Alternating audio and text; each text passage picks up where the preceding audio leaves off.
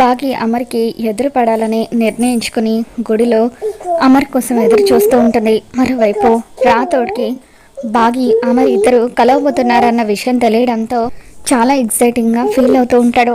Sir త్వరగా పదండి sir అని చెప్పి రాతోడు అంటూ ఉంటే, ఏంటి రాతోడు, మనం వెళ్ళేది గుడికి కదా, గుడికి వెళ్ళడానికి ఎందుకంత ఎక్సైటింగ్గా ఉన్నావని చెప్పి అమ్మో అంటూ ఉంటుంది. ఇక దాంతో రాతోడ్, మనం ఈరోజు శివపార్వతుల కళ్యాణం చూడబోతున్నామమ్మో. నిజంగా శివపార్వతుల కళ్యాణం చూడాలంటే చాలా అదృష్టం ఉండాలి. ఈరోజు చాలా ప్రత్యేకమైన రోజు. మనకు మన కుటుంబానికి అంతా మంచి జరుగుతుందని నాకు చాలా బలమైన నమ్మకం ఉంది. అందుకే మనమంతా కూడా త్వరగా గుడికి వెళ్ళి ఆ శివ పార్వతులను దర్శించుకుందామని నేను ఇలా తొందరపడుతున్నాను అని చెప్పి రాతోడు అంటూ ఉంటాడు. సరే పద రాతోడు అని చెప్పి అమర్ అనడంతో పిల్లలతో పాటు అమర్ కూడా కారులో కూర్చొని ఉంటాడు. మరోవైపు మనోహరి కరుణ కాల్ కోసం వెయిట్ చేస్తూ ఉంటుంది. ఆ కరుణ ఈరోజు బాకీకి నాకు మీటింగ్ అరేంజ్ చేస్తానని చెప్పింది.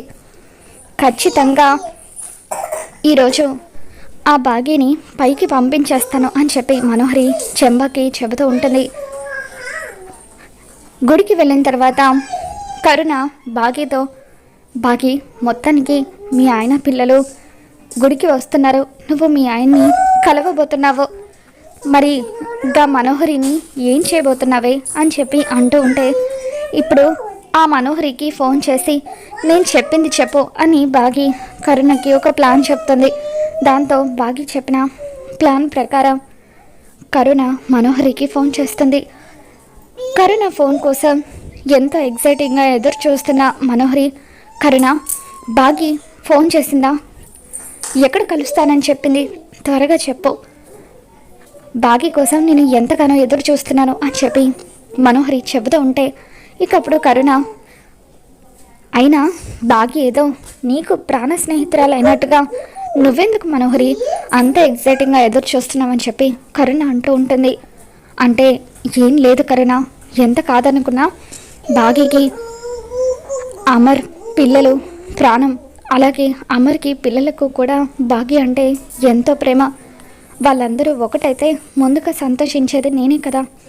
అందుకే బాగితో మాట్లాడి ఎలాగైనా సరే తనను కన్విన్స్ చేసి ఇంటికి తీసుకురావాలని నీతో ఇలా ఎగ్జైటింగ్గా మాట్లాడుతున్నాను అంతే అని అంటూ ఉంటే, ఇక అప్పుడు కరుణ బాగి ఇప్పుడే ఫోన్ చేసిందని చెప్పి అంటూ ఉంటుంది. ఏంటి బాగి ఫోన్ చేసిందా, ఎక్కడ కలుస్తానంది అని చెప్పి కరుణతో మనోహరి అంటూ ఉంటుంది. ఇక దాంతో కరుణ సిటీ అవుట్స్కట్స్లో నేను కలుస్తానని చెప్పింది అని కరుణ అనగానే, సరే అయితే నేను ఇప్పుడే బయలుదేరి వెళ్తున్నాను, సిటీ అవుట్స్కట్స్లో ఉన్న అమ్మవారి టెంపుల్కే కదా బాగి వస్తానంది, అక్కడ తన కోసం వెయిట్ చేస్తాను అని చెప్పి మనోహరి సిటీ అవుట్స్కట్స్లో ఉన్న టెంపుల్కి వెళ్తూ ఉంటుంది. ఇక ఫోన్ పెట్టేసిన తర్వాత కరుణ, బాగి నీ ప్లాన్ సూపరే, ఇప్పుడు ఆ మనోహరి నిన్ను వెతుక్కుంటూ అవుట్స్కట్స్లో ఉన్న టెంపుల్కి వెళ్తుంది, దాన్ని భలే డైవర్ట్ చేశావు, ఇక ఈరోజు నువ్వు మీ ఆయన పిల్లలు కలవకుండా ఎవరు కూడా ఆపలేరు అని చెప్పి అంటూ ఉంటుంది. మరోవైపు మనోహరి ఫోన్ పెట్టేగానే కోపంతో రగిలిపోతూ ఆవేశంగా కబోర్డ్ల నుండి గన్ తీసుకుంటుంది. ఏంటి మనోహరి ఇప్పుడు ఈ గన్ ఎందుకు తీసుకున్నావని చెప్పి చెంబా అంటూ ఉంటే, ఆ బాగిని పైకి పంపించడానికి ఈ గన్తో షూట్ చేసి ఆ బాగిని నేను పైకి పంపించబోతున్నాను అని చెప్పి మనోహరి ఆ గన్ తీసుకొని కారులో ఆవేశంగా బయటకు వెళ్తూ ఉంటుంది. మరోవైపు బాగి కరుణ ఇద్దరు గుడిలో ప్రదక్షిణలు చేస్తూ ఉంటారు. ఇక సరిగ్గా అప్పుడే అమర్ రాథోడ్ పిల్లలు వీళ్ళంతా కూడా గుడికి వస్తారు. లోపలికి వచ్చిన తర్వాత పిల్లలు అమర్తో, డాడ్ మీరు పూజ చేయిస్తూ ఉండండి, మేము వెళ్ళి ప్రదక్షిణలు చేసి వస్తామని చెప్పి గుడి చుట్టూ కూడా ప్రదక్షిణలు చేస్తూ ఉంటారు. సరే వెళ్ళండి అని చెప్పి అమర్ అనడంతో పిల్లలు గుడి చుట్టూ ప్రదక్షిణలు చేస్తూ ఉంటారు. బాగి కరుణ కూడా ప్రదక్షిణలు చేస్తూ ఉండడంతో ముందుగా అంజు బాగిని చూస్తుంది. తను చూసింది ఒక్క క్షణం కళ నిజమా అని చెప్పి అర్థం కాక అంజు తన కళ్ళు నిలుముకొని మరొక్కసారి బాకీ వైపు చూస్తుంది. ఇక చూడగానే ఒక్కసారిగా షాక్లో ఉండిపోతుంది. నేను చూస్తుంది మిస్ అమ్మనేనా అని చెప్పి, అమ్మో ఆనంద్ ఆకాష్ అక్కడ మీకు మిస్ అమ్మ కనిపిస్తుందా అని చెప్పి అంటూ ఉంటే, అవునంజు తను మన మిస్సమ్మే అని చెప్పి పిల్లలు కూడా ఎంతగానో ఆనందపడిపోతూ మిస్సమ్మ అని చెప్పి పిలుస్తూ ఉంటారు. ఇక దాంతో బాగి కూడా పిల్లల్ని చూసి ఎంతగానో ఎమోషనల్ అవుతూ పరిగెత్తుకుంటూ వచ్చి వాళ్ళని గట్టిగా హగ్ చేసుకుంటుంది. పిల్లలు కూడా బాగిని హగ్ చేసుకుంటారు. అందరూ కూడా ఎమోషనల్ అవుతూ ఉంటారు. ఇంతలో అమర్ రాథోడ్ ఇద్దరు కూడా అటువైపు వస్తారు. అమర్ బాగి పిల్లల్ని హగ్ చేసుకోవడం చూసి ఒక్కసారిగా షాక్ అవుతాడు. బాగి కూడా అమర్ని చూసి కంగారు పడిపోతూ ఉంటుంది. డాడ్ మనం మిస్ అమ్మ డాడ్ అని చెప్పి పిల్లలు అమర్ని బాగి దగ్గరికి లాక్కొస్తూ ఉంటారు. మొదట అమర్ కూడా బాగి ముద్దున్న ప్రేమతో చాలా ఎమోషనల్గా ఫీల్ అవుతాడు. కానీ ఆ తర్వాత బాగి పాపం తీసుకొని తన నుండి 5 ఏళ్ల పాటు దూరంగా వెళ్ళిపోయిందన్న నిజాన్ని గుర్తు చేసుకొని మనం వెంటనే ఇంటికి వెళ్ళిపోదాం పద అమ్మో అని చెప్పి అమ్మ వాళ్ళందరినీ తీసుకొని ఇంటికి వెళ్ళబోతూ ఉంటే అప్పుడు బాగి అమ్మ చేయి పట్టుకొని, ఒక్క నిమిషం అండి, మీరు నా మీద చాలా కోపంగా ఉన్నారని నాకు అర్థమవుతుంది, దయచేసి నన్ను క్షమించండి, ఏది కూడా నేను కావాలని చేయలేదు అని చెప్పి బాగి అంటూ ఉంటే, అదంతా కూడా నాకు అనవసరం, నీ పాటికి నువ్వు సొంతంగా నిర్ణయాలు తీసేసుకున్నావు కదా, కారణం ఏదైనా అవ్వచ్చు, నాతో ఇంట్లో నుండి పాపం తీసుకుని వెళ్ళిపోయే ముందు ఒక్క మాట చెప్పుండాల్సింది అని చెప్పి అమర్ అంటూ ఉంటాడు.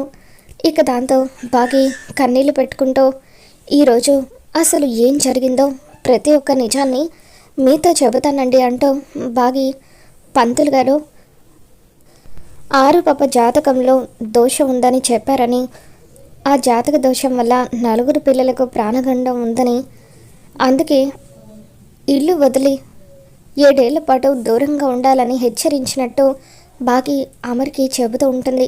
మరి 7 ఏళ్ళు పూర్తవ్వకుండానే 5 ఏళ్ళకి ఎందుకు నా కళ్ళ ముందుకు వచ్చావు అని చెప్పి అమర్ అంటూ ఉంటాడు. దాంతో బాగి, దానికి కూడా ఒక కారణం ఉందండి, ఈ మధ్య ఆ పంతులు చెప్పిందంతా అబద్ధమని నేను తెలుసుకున్నాను, అందుకే ఇప్పుడు మీ ముందుకు వచ్చానండి. ఈ 5 ఏళ్ల పాటు మీతో పాటు నేను కూడా ప్రతి క్షణం కూడా నరకం అనుభవించాను, ఎప్పుడెప్పుడు ఈ 7 ఏళ్ళు అయిపోతాయా అని ఆశగా ఎదురు చూశాను. అనుకోకుండా మన బుజ్జమ్మకు ఇక్కడికి సీట్ రావడం వల్ల వైజాగ్ నుండి నేను ఇక్కడికి వచ్చానని చెప్పి బాగి జరిగింది మొత్తం కూడా అమర్కి చెబుతూ, నేను చేసింది తప్పే, దయచేసి నన్ను క్షమించండి, ఇంకెప్పుడు కూడా మిమ్మల్ని ఎవరిని వదిలి వెళ్ళనంటూ బాగి అమర్ కాళ్ళ మీద పడుతుంది. ఇక దాంతో రాథోడ్, సార్ మిస్సమ్మ చెప్పింది నిజం సార్, ఆ పంతులు అబద్ధం చెప్పడం వల్లే మిస్సమ్మ మన కుటుంబానికి దూరమైంది అని చెప్పి అంటూ ఉంటాడు. మీరు నా మాటలు నమ్మకపోతే ఆ పంతులు గారు ఇక్కడే ఉన్నారు, ఆయనతోనే మీకు నిజం చెప్పిస్తానంటూ బాగి, కరుణ వెళ్ళి ఆ పంతులు గారిని తీసుకురా అని చెప్పి అంటూ ఉంటే కరుణ పంతుల దగ్గరికి వస్తుంది. ఇదిగో పంతులు, నీతో పనుంది, లెఫ్టినెంట్ అమరేంద్ర గారు నిన్ను రమ్మంటున్నారు రా అని చెప్పి బలవంతంగా తీసుకుని వస్తూ ఉంటుంది. చూడు, ఆయన గురించి నీకు బాగా తెలుసు కదా, నువ్వు కనుక అబద్ధం చెప్పావని బయటపడితే, నిజాన్ని దాచిపెడితే నీ బుర్రను పుచ్చకాయలాగా షూట్ చేసి పడేస్తారు అని చెప్పి కరుణ పంతుల్ని భయపెట్టించి అమర్ దగ్గరికి లాక్కు వస్తుంది. ఇప్పుడు నిజం చెప్పు అని కరుణ అనగానే, అయ్యా అమరేంద్ర గారు నన్ను క్షమించండి, మేడంకి నేనే పాప జాతకంలో దోషం ఉందని అబద్ధం చెప్పాను అని అంటూ ఉంటాడు. ఇక దాంతో అమర్ చాలా సీరియస్గా పంతులు గారి వైపు చూస్తూ ఉంటారు. నువ్వు అందరూ కూడా గౌరవించే స్థాయిలో ఉన్నావు, అటువంటిది ఇలా అబద్ధం చెప్పడానికి మనసులా వచ్చింది, ఒక కుటుంబాన్ని ఇలా దూరం చేయాలని ఎందుకు అనిపించింది, ఎందుకు ఇంత పాపం చేసావు, నీతో ఇదంతా చేయించింది ఎవరు, మర్యాదగా నిజం చెప్పు అని అమర్ నిలదీస్తూ ఉంటాడు. ఇక దాంతో, చెప్తానయ్యా చెప్తాను, ఇదంతా చేసింది మరెవరూ కాదు, మనోహరి గారే నాకు డబ్బిచ్చి ఇదంతా చేయించారు అని చెప్పి పంతులు గారు నిజం చెప్పి, పెళ్ళం పిల్లలు ఉన్నవాడిని నిజం చెప్పేశాను కదా, నన్ను వదిలేయండి అంటూ అక్కడి నుండి పారిపోతాడు. చూసారా అండి, ఇప్పటికైనా నిజం తెలుసుకోండి, మన ఇంట్లోనే ఉంటూ మనకి వెన్నుపోటు పొడుస్తూ ఆ మనోహరి మిమ్మల్ని మాయ చేస్తుంది, మనల్ని విడగొట్టాలని చూసింది ఆ మనోహరినే అని చెప్పి బాగి అమర్కి చెప్పడంతో అమర్ కోపంతో రగిలిపోతూ ఉంటాడు. మరోవైపు మనోహరి సిటీ అవుట్స్కట్స్ దగ్గర ఉన్న టెంపుల్ దగ్గర బాగి కోసం ఎంతగానో ఎదురు చూస్తూ ఉంటుంది. బాగి ఎంతసేపైనా రాకపోవడంతో మనోహరికి కరుణ చెప్పింది అబద్ధమని అర్థమవుతుంది. అంటే కరుణ నన్ను డైవర్ట్ చేయడానికి ఇక్కడికి రమ్మని చెప్పిందా? అంటే గుడిలో ఈరోజు బాగి అమర్ కలవబోతున్నారా? నువ్వు ఎట్టి పరిస్థితుల్లోనూ అలా జరగకూడదు, వెంటనే గుడికి వెళ్ళాలి, వాళ్ళిద్దరూ కలవకుండా ఆపాలి అని చెప్పి మనోహరి చాలా స్పీడ్గా కార్ డ్రైవ్ చేసుకుంటూ గుడికి వస్తుంది. మనోహరి గుడికి వచ్చేసరికి అమర్ బాగిని గట్టిగా హగ్ చేసుకుంటాడు.